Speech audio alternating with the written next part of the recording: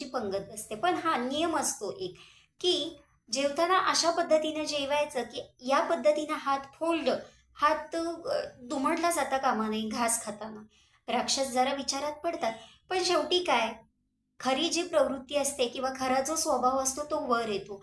त्यांनी कसलाही विचार न करता अन्नाची नासाडी, फेकाफेक करत त्यांनी आसुरी जेवणाचा आनंद घेतला. त्यांच्यानंतर देवतांची पंगत बसते.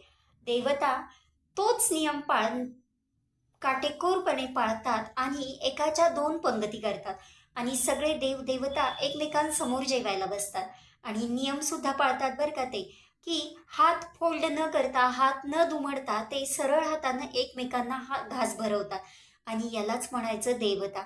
देवता म्हणजे आपली नुसतं घ्यायचं नाहीये मोठेपण, तर तिथे आपली द्यायची सुद्धा तयारी पाहिजे.